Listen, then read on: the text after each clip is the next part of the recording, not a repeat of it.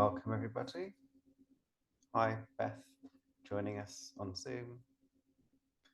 We'll start with a glimpse that Katie has sent in, kindly being read this evening by Leon. See the microphone. Thank you. Dharma Glimpse by Katie Cove. What is leadership? As I sit at my desk before the working day begins and look at the Buddha, which guides me through each day, I wonder what challenges I will face. As a new journey and pathway in my life is being built, I find myself managing a very busy and large nursery in Cheltenham. I question what leadership means. Power? Authority? Anger? Wealth? No, leadership means compassion, listening, understanding, role modeling, and keeping others safe. A leader guides us in the right directions, keeps us safe, and makes everyone feel valued and part of a team. This is how the Buddha guides me to be a strong leader, to have strength and belief in myself and those around me. At the end of my working day, a little 4-year-old always pops into the office, full of awe and wonder at the Buddha on my desk. And each evening we have a little chat about the Buddha and what it means to me. The little boy opens his hand into which I place the Buddha for him to touch and hold. His eyes open wide. He looks at me and smiles. As Buddhists, we are all leaders. Namo Amida Butsu.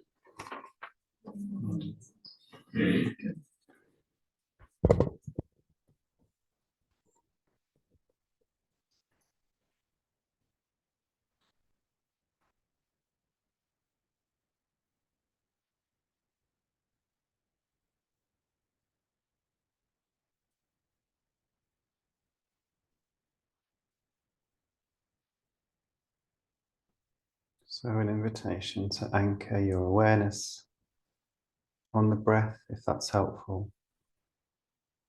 And anything that takes your attention away, noticing what it is. Oh, hello, sadness. Hello, worry. Hello, thought about my day tomorrow. Before returning awareness to the breath.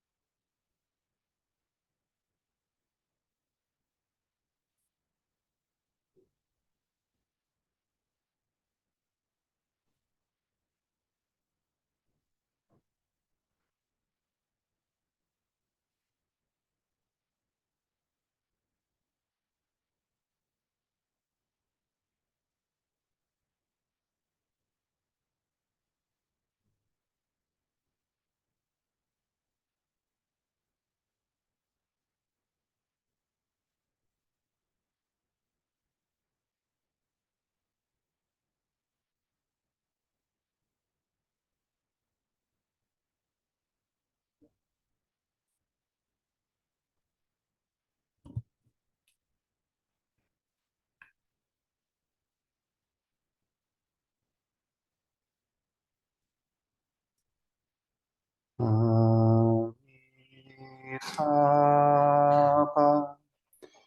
Amitabha,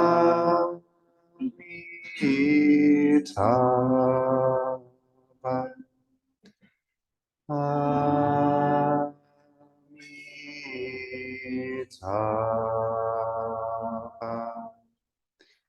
Amitabha,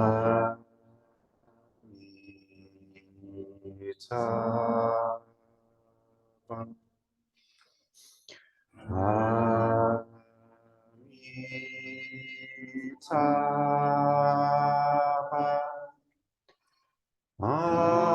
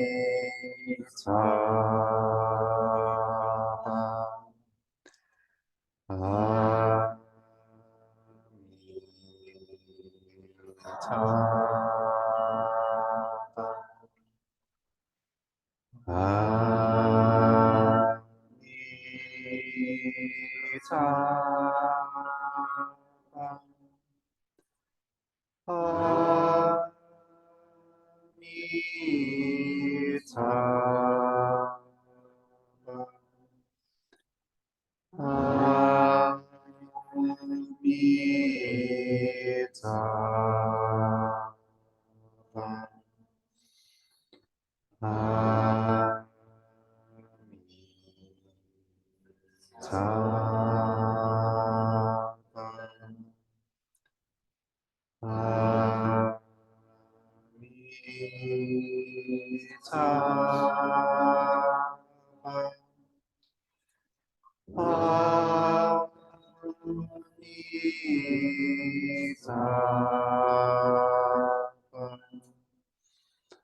Amitabha.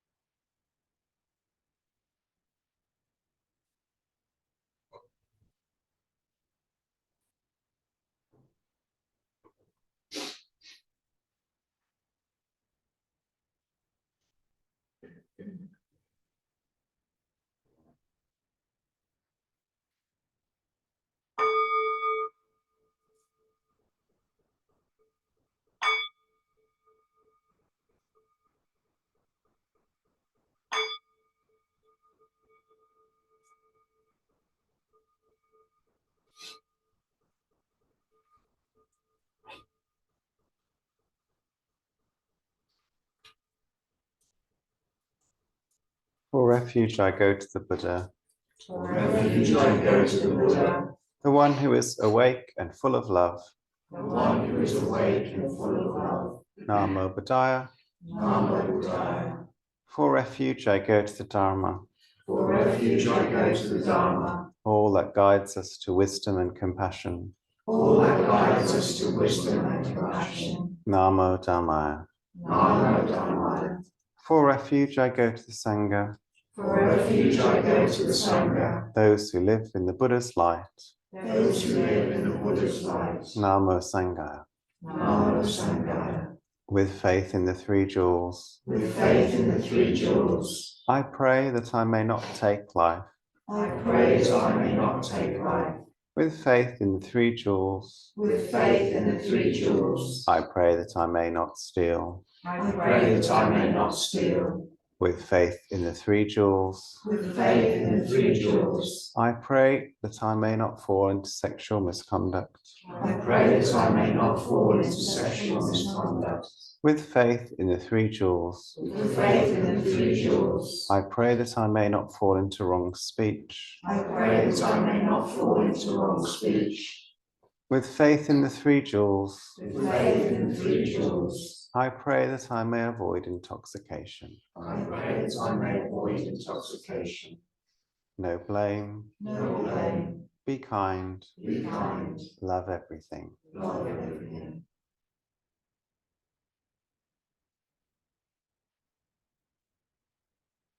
Innumerable sentient beings, We vow to save them all. inexhaustible ardent passions, We vow to transform them all.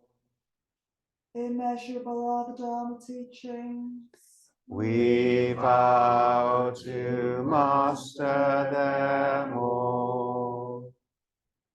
infinite is the Buddha's way, We vow to fulfill it completely.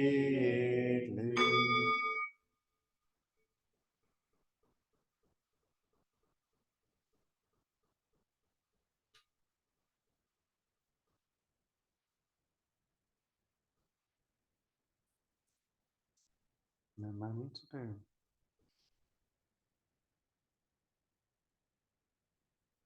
Many years ago, when I first read, I think it was maybe the Heart Sutra, but one of the longer versions of the Prajnaparamita Sutras, I was really taken aback. I hadn't been studying Buddhism very long, and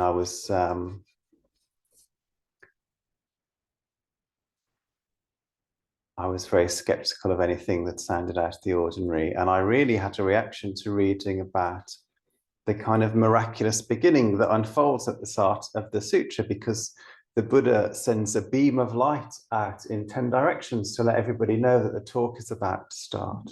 And the Dragon King and his daughters come out from their place under the ocean, and somebody transports to the Buddha in a blink of an eye, and there's all these kind of miraculous things that appear. And I thought, oh, I could hardly read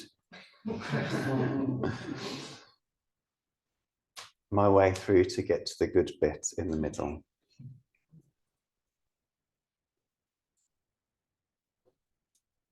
And then maybe I went through a phase of, well, you know, it's just poetic imagery. They're kind of expressing feelings and things that can't be said in words. And there's something in that. And I suspect there has been quite a lot of embellishment to these stories that's been added.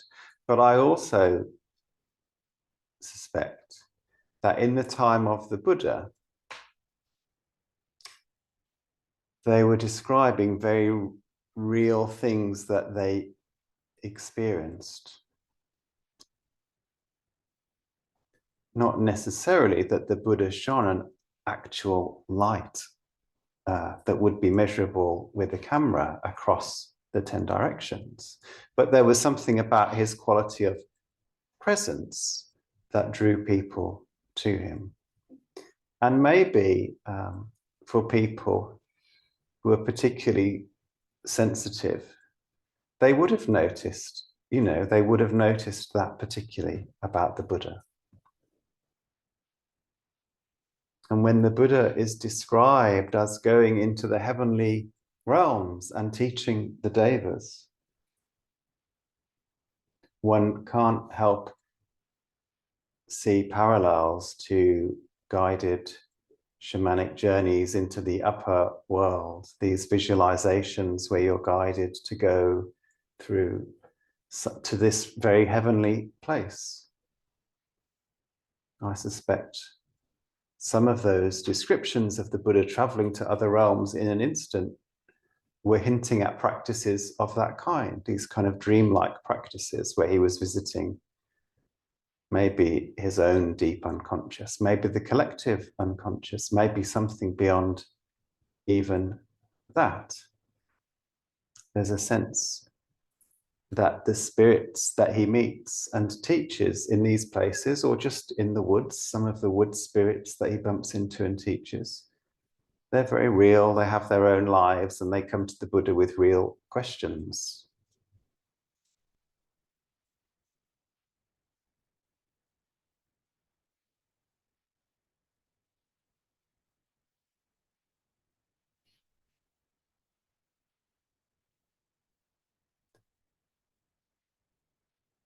And somehow, occasionally in our practice, we may get the sense of there being things affecting us or things present that we can't see with our ordinary eyes and can't hear with our ordinary ears. The world is full of things that can't quite be explained, and they slip out of sight when we try and explain them.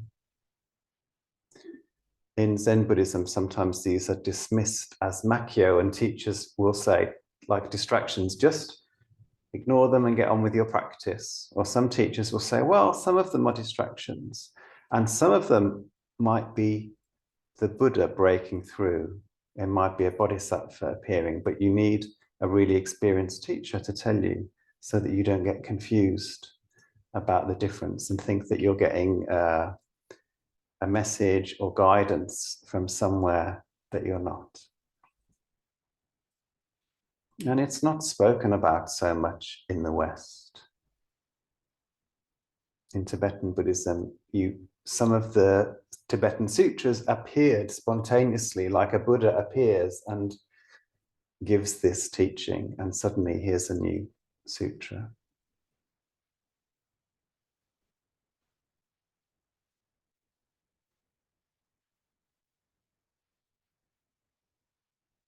So now when I go back and I read those stories with the kind of miracles and things that I was very skeptical of, I don't know exactly what they're describing. But neither do I write them off as either impossible or as simply literary embellishment and poetry.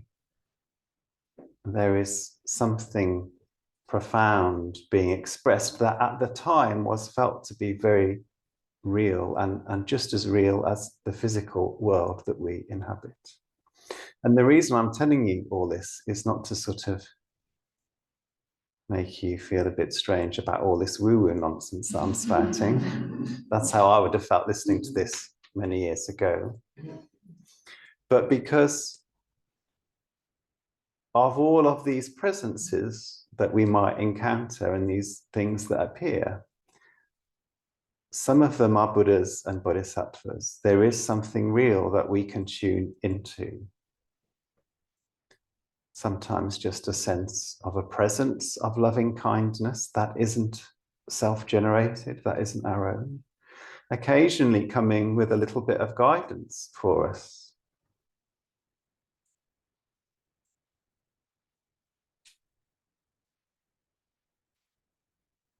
Sometimes I don't experience this at all in my practice and I get a bit annoyed.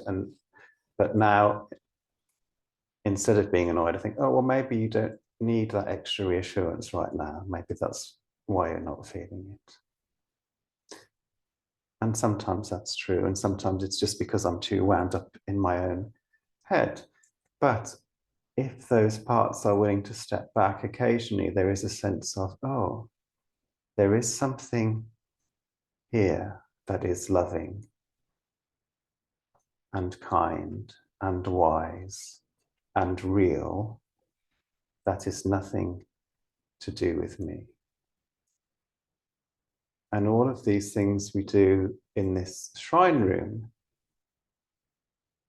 enactment are designed to remind us of that. Namo Mitabu.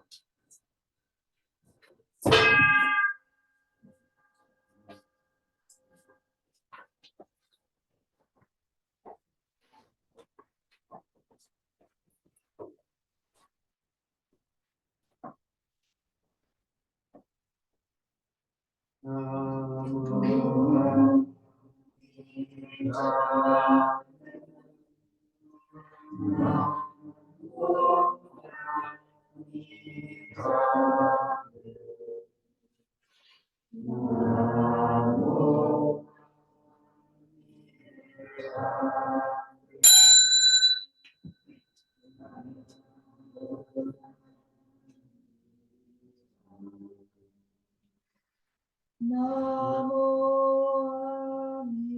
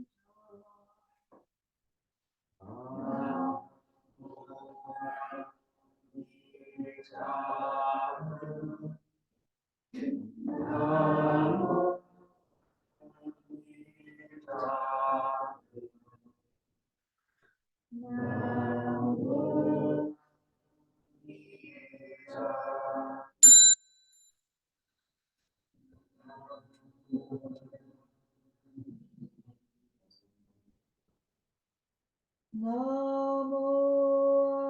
Amida.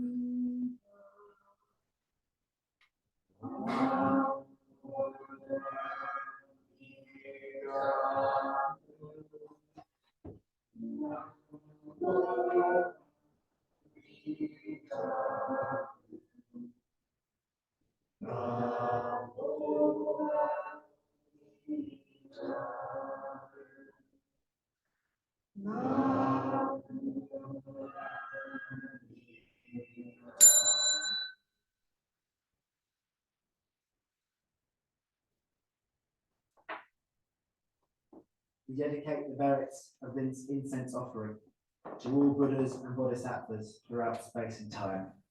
May it be fragrant as earth herself, reflecting our careful efforts, our wholehearted awareness, and the fruit of understanding slowly ripening. May we and all beings be companions of Buddhas and Bodhisattvas. May we awaken from forgetfulness and realize our true hope. Amen.